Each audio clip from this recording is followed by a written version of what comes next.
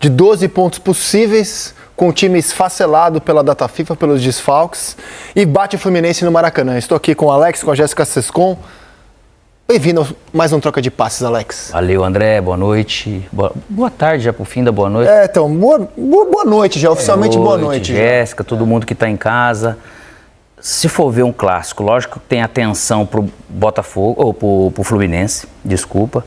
Os dois jogos, se for ver, os dois times sem bola, eu senti até o Flamengo no começo, lógico que ele conseguiu pressionar bem, mas faltou um pouco depois no ritmo, mas parece que era até consciente isso. E o Fluminense com dificuldade, depois com a bola, de ter até a posse equilibrada, mas ao mesmo tempo com dificuldade de finalização do gol. Né? Então, para quem está nessa situação do Fluminense, não conseguir fazer isso, que o Flamengo também acabou não permitindo, e com isso muitos erros técnicos também, né? O Flamengo teve chance nos erros do Fluminense, na saída de bola, como sempre, e a gente comentando antes ali assistindo, ele conseguiu 2 ou 3 chances no primeiro tempo, pelo menos, criar em torno disso, só que manter o ritmo que o Flamengo começou marcando é muito difícil, até para a característica desse time. No sentido geral, acaba sendo um resultado justo, porque foi mais eficiente, teve mais chance clara, e o gol ainda, coincidentemente, acabou sendo por pênalti, já que ele tinha tido lances perigosos, numa grande defesa do Fábio, com o pé, no lance do Lohan, e o Flamengo segue líder, o Fluminense sofrendo um pouco mais de tempo aí. Já passou metade da data FIFA quase, né? São até 9 rodadas, 4 já foram, ou seja, 12 pontos possíveis, o Flamengo soma 10. Muita força, muita força do elenco para chegar. E pelo menos em relação a 2 adversários, ele amplia a vantagem na liderança. Né? Vai fazer diferença ali na frente. Ao Furacão, que empatou com o Corinthians, e ao Botafogo, que ontem perdeu do Criciúma. O Palmeiras joga ainda nesse domingo. Jéssica, boa noite a você, bem-vindo ao Troca, tudo bem? Boa noite para você, boa noite, Alex, e boa noite para quem está em casa. Acho que o Flamengo venceu um jogo-chave do campeonato. Era um jogo-chave para Flamengo e para Fluminense, porque o Fluminense precisava dar uma resposta e tentar sair da lanterna e sair desse Z4, né? Iniciar uma caminhada de retomada. E o Flamengo para se consolidar na liderança, nesse momento em que o time está esfacelado por causa da data FIFA, em que os adversários que têm menos peças fora do elenco estão conseguindo pontuar, né, onde tem uma briga já ali despontando na ponta de cima da tabela entre Atlético Paranaense, entre Bahia, entre Flamengo, e que na ponta de baixo a gente vê que tem clubes grandes num Z4. E os clubes que estão fora, ali próximos do Z4, mas fora, se afastando desse Z4, abrindo pontagem também. Então essa era uma rodada para Flamengo e Fluminense em que o jogo era chave. E o Flamengo sai vitorioso, jogando melhor, principalmente na segunda etapa. Acho que no primeiro tempo o Flamengo ficou especulando o erro do Fluminense, deixando a bola com o Flu, sabe que a responsabilidade e a falta de confiança. Embora tenha criado logo na primeira etapa, marcando saída de bola, chances claríssimas. Exato. Teve uma grande defesa do Fábio ali também. Teve 10 minutos em que o Flamengo acertou essa marcação alta e poderia ter aberto o placar, e a história do jogo teria mudado. Aliás, todo mundo que acerta essa marcação alta tem levado dificuldade ao Fluminense. Tem conseguido, é verdade, porque o Flu não está conseguindo ter a dinâmica de saída, né? Mas aí depois deixou a bola com o Flu e o jogo se tornou mais confortável com o domínio da posse da bola com o Fluminense depois dessa pressão alta. No segundo tempo, o Flamengo veio diferente. Veio para ser protagonista do jogo, para incomodar o Fluminense, começou a forçar mais o erro, a segurar um pouco mais a posse da bola, a construir um pouco mais, acelerou o ritmo, o Fluminense foi cansando. Mais qualidade. Mostrou a dificuldade que o Fluminense tem de jogar contra equipes mais intensas, o Flamengo foi bem mais intenso, e aí construiu, foi num gol de pênalti, mas era um time que já dominava o jogo na segunda etapa e mereceu. E outra, o Fluminense jogando com o Renato de um lado, fazendo aquela lateral mesmo que vinha para dentro, o Ganso também.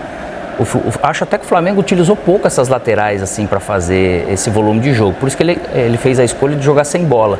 Porque nesse vai e vem, para o Fluminense era ruim. Porque Ganso e Renato não vão conseguir ficar fazendo. Não é característica deles isso, né?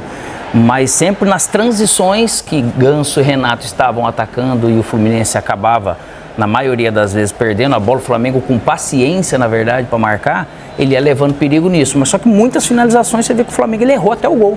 Né? Então, tecnicamente, por isso que eu falo... E aí o lance capital, né? O Fluminense reclama, os jogadores do Fluminense reclamam que o Bruno Henrique desloca o Calegari e por causa disso ele faz o pênalti. Eu acho que não tem muita dúvida que o Calegari faz o pênalti. A dúvida é se procede reclamação que ele é deslocado. Se você acha, como o nosso comentarista de arbitragem, PC Oliveira, que o deslocamento é um lance normal de jogo, uma disputa normal do Bruno Henrique, aí você não tem outro caminho a não ser marcar o pênalti. A dúvida é, se é que vocês têm essa dúvida, como reclama o Fluminense, que o Bruno Henrique teria deslocado o Calegari, depois eu rodo com calma o lance. Eu não vejo, assim, é no limite como a gente fala. Eu acho que pode ser falta porque ele tem um deslocamento com o braço, né? Ele leva vantagem com isso.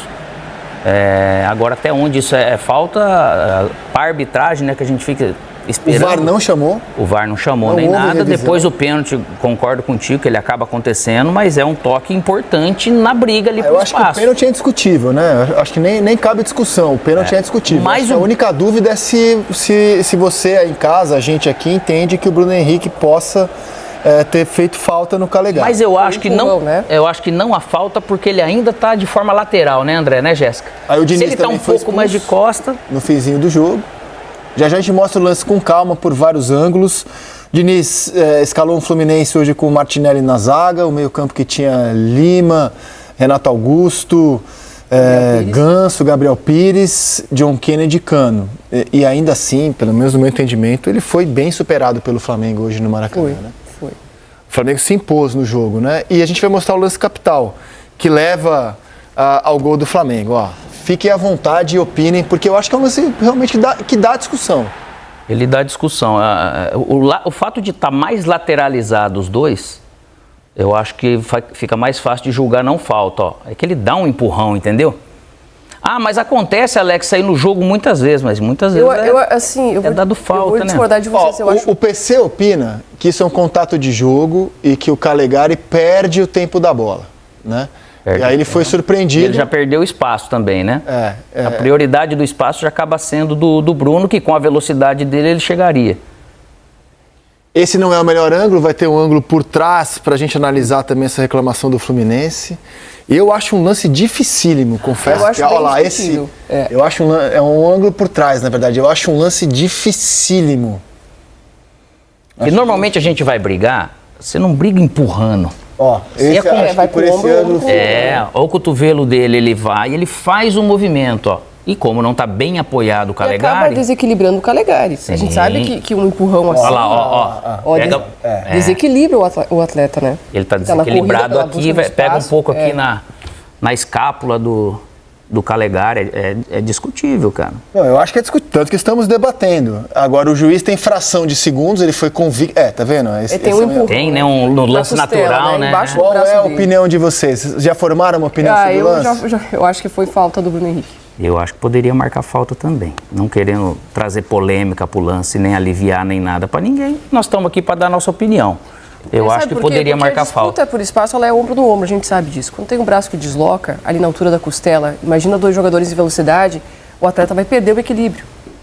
E eu acho que isso influencia, obviamente, para acontecer o pênalti depois. Porque depois aí o Bruno Henrique acaba tropeçando ali nas pernas do... Porque ele só ganha o espaço ali, a condição da bola, André, se a gente for ver, porque ele dá realmente um empurrão. Isso não é uma briga somente de corpo. Acaba desequilibrando, Qualquer né? tipo de empurrão, não qualquer tipo de contato, mas um empurrão desse jeito, num lugar desse, que depois gera realmente a possibilidade de um pênalti. É que se a gente Quantas pega faltas esse a gente vê marcando assim, Ó, Exato, fora da área, né? fora da área? Vocês opinaram que foi falta. Eu opino assim que o VAR, nesse lance, não deveria entrar. Só se o juiz não tivesse visto o contato. Como o juiz viu o contato e interpretou como de jogo... E... Cadê a imagem? Ah lá, o árbitro, ele não está distante, ó, ele pode não tá tão encoberto. Porque um lance assim fora da área dificilmente seria marcado qualquer coisa, né? Seguiria o Aí jogo. a gente fala assim, mas isso aí na Inglaterra não é falta. Depende.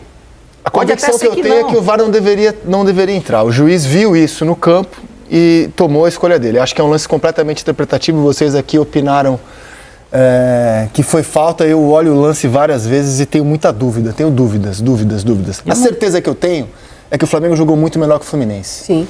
E ele A nossa análise vai além realmente disso. E Isso se é um ele não fato. tivesse vacilado tanto no primeiro tempo, ele nem precisaria desse lance de pênalti para ganhar o jogo. Sim. Porque ele tomou escolhas dentro da área, quando se viu cara a cara com o Fábio, que o problema do Flamengo hoje foram essas escolhas, porque de volume de jogo, de domínio, o Flamengo foi bem superior no Ele Maracanã. teve mais, é um time que está mais solto, mesmo com as faltas, né? mais confiantes.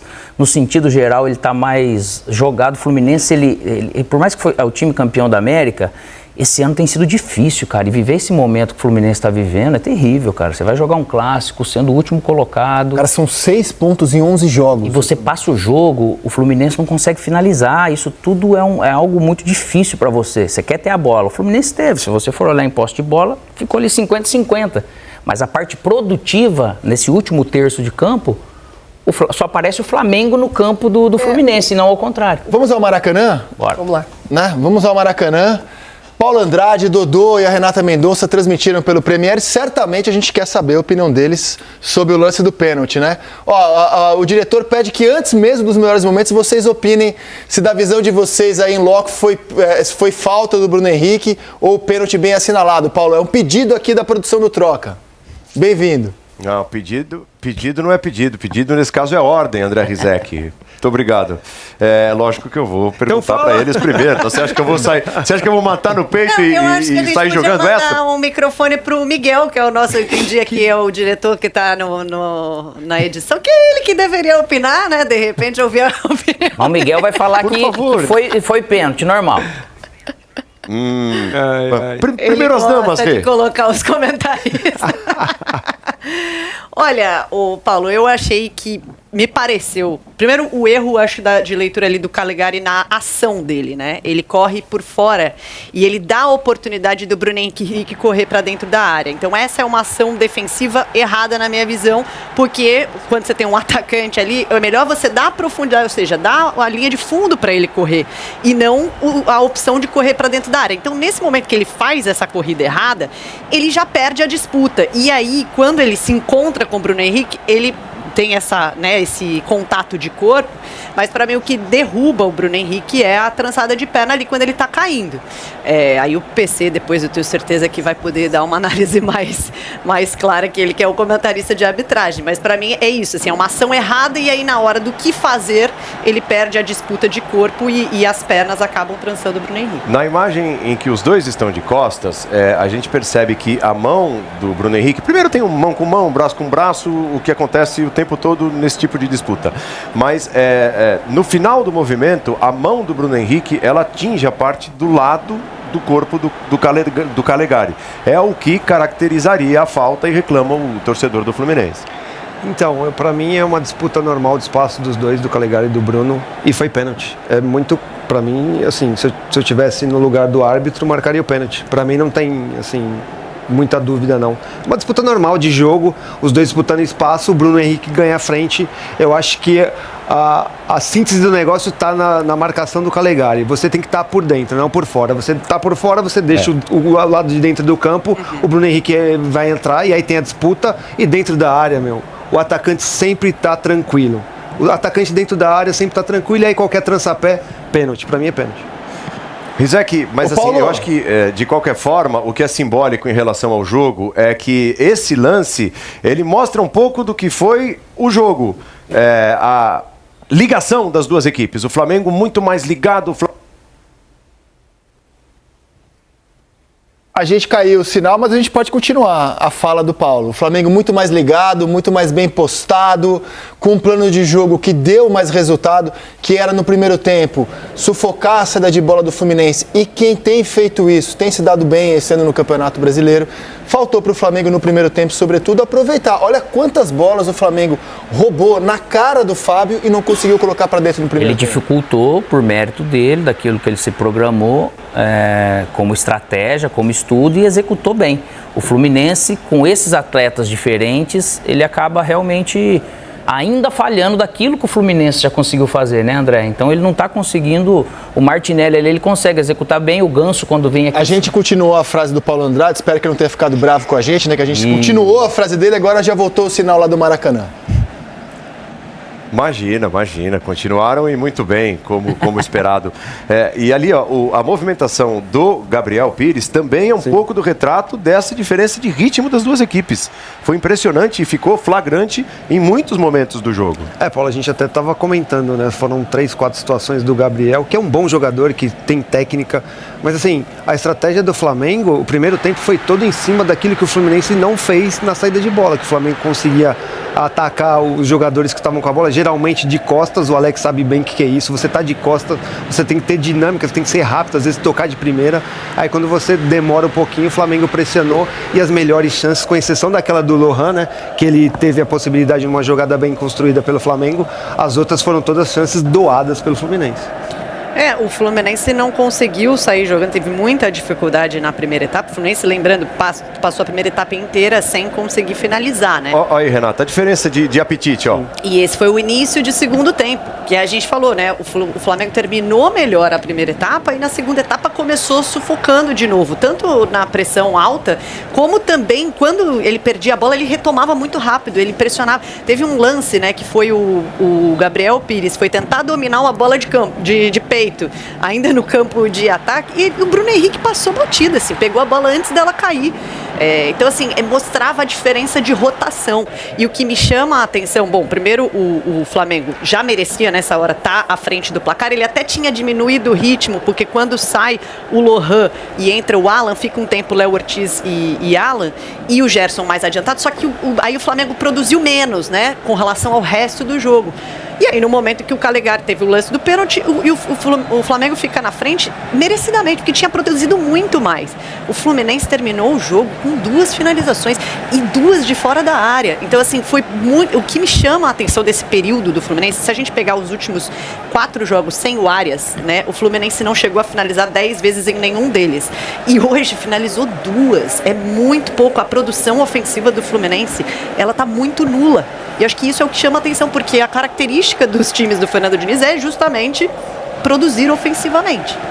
E o nosso campeonato, né, Rizek, ele já é muito imprevisível. E nessa temporada, mais ainda por conta desses jogadores todos que estão servindo seleções e desfalcando os times aqui durante a realização da Copa América. O Flamengo, desde que perdeu peças fundamentais, como os uruguaios De La Cruz, Arrascaeta e por aí vai, o Flamengo tem a vitória contra o Grêmio, com autoridade, aqui no Maracanã.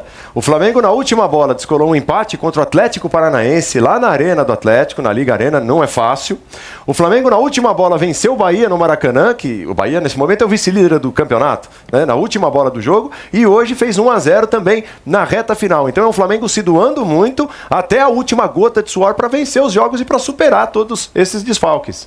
Nessa sequência de 4 jogos, somou 10 de 12 pontos possíveis. É a metade daquilo que o Flamengo terá de problemas até o fim dessa data FIFA, né? São até 9 rodadas, então é impressionante que com tanta dificuldade o Flamengo tenha chegado até aqui com essa pontuação e ampliou hoje a vantagem que tinha em relação ao Furacão, que empatou com o Corinthians, e ao Botafogo, que ontem perdeu do Criciúma. O Palmeiras joga na sequência, o Bahia derrotou o Cruzeiro. Olha, queria dar um abraço para vocês. Renata, dizer que a sua opinião foi exatamente a mesma do PC Oliveira, né? A sua e a do Dodô, de lance normal ali, de disputa normal por espaço entre o Bruno Henrique e o Calegari. Me despeço de vocês, muito obrigado pela participação no Troca e até a próxima, amigos. Valeu, Rizek, amigos, boa sequência de programa.